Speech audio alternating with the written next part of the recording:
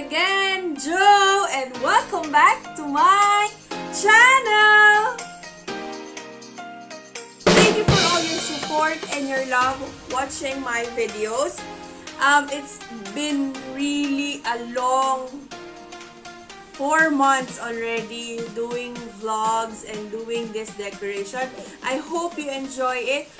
For those who haven't subscribed in my channel, please subscribe down below and hit the notification bell for you to be updated for the upcoming videos.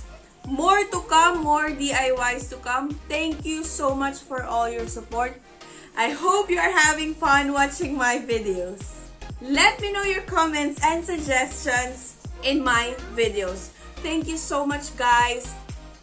For today's video, since I am hooked with my hula hoops decoration from my last video, I've decided to share to you 2 of the hula hoop decoration that you will surely can use for your events. Since I have this wedding signage, I've decided to create a photo booth that you can also incorporate for your wedding event. Aside from that, you can also have this for birthdays, anniversaries, or if you are celebrating monthsaries, or any other occasion that you want to make it more special. You would need some of the materials. I will show you what are those things. So, for the materials, we will still be using hula hoop. For photo booth requirement, we need to have a bigger photo booth so you can fit at least 3 or 4 people in the circle. Normally, this is the size of the hula hoop. So, what I normally...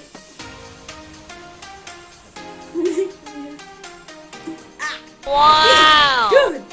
So, for a photo booth, I normally add up more of these pieces to make it more bigger, like that. So, at least there are 2 or 3 people that can fit in the frame. So, maybe 2 or 3 more pieces. And then, same procedure as what we did here. Wow. We did the spray paint as well.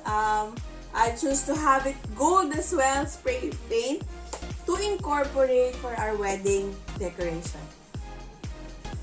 Also, to add for the decoration, you will be needing some of the balloons. For this size, roughly it is like 3 to 3.5 diameter. So, small balloons is enough. So, at least it can fill in the size of the hula hoops. You would need scissors, nylon string, and double adhesive. So, once you have all the materials with you, prepare it and let's do this! Yes, this is actually the hula hoop, and what I've counted in, like, I used 1.5 hula hoop just to have this kind of size. Okay, to start with, you will need to start it with your balloons and do a cluster of 2. So, I actually have here like a light pink. I also have this like a maroon and purple color. Cluster it in 2. Mommy? Yes. Yes? So for this photo booth, I actually did it for my son's christening before. And I only found it online, and since there's no decoration and I never hired any photo booth during that time, I created my own. And so once you have the cluster of 2, we need to tie it in the hula hoop.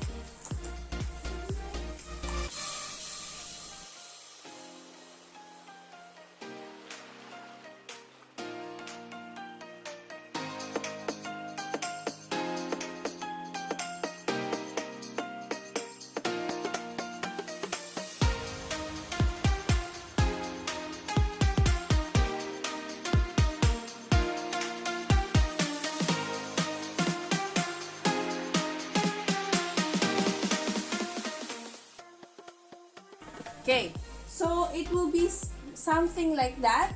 Then we'll do it also on the other side. For the balloon decoration, it will be up to you how you want it.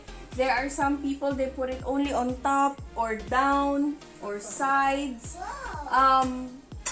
For me, I am fine having until here to cover like that and leave it empty over here. That is possible. Or only sides and here, or you can also have it only on down, but for me now, I think I can cover up to here, then up to here, and leave this one empty, so at least some people can move to that area. So excited.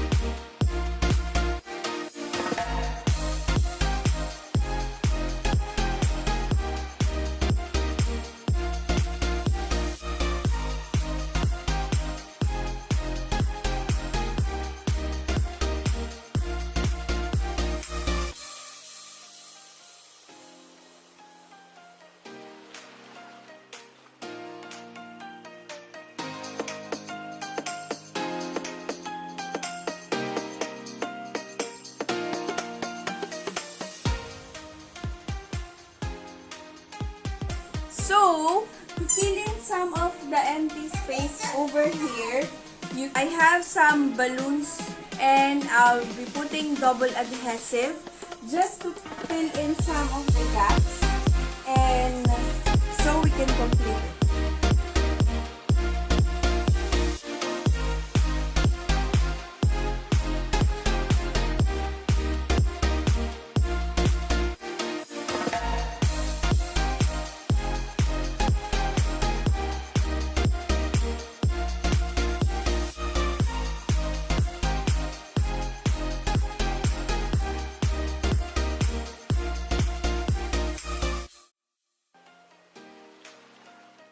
Say hi, guys! Hi guys. Where's your hand? So, this is the photo booth made with our hula hoop that you can use for your events or any celebration.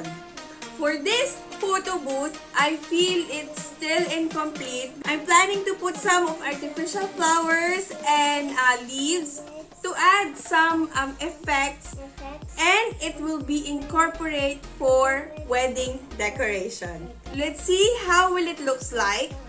However, for this decoration, I would suggest if you have some birthday celebration or some baptism celebration, you can add names over here or some dedication over on the sides of the balloons. So, you can have it and with more ideas and more decoration. And here is our finished product! This is my hula hoop photo booth.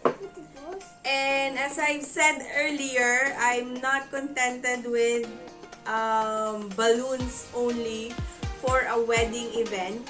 So, I've decided to add some flowers, artificial flowers.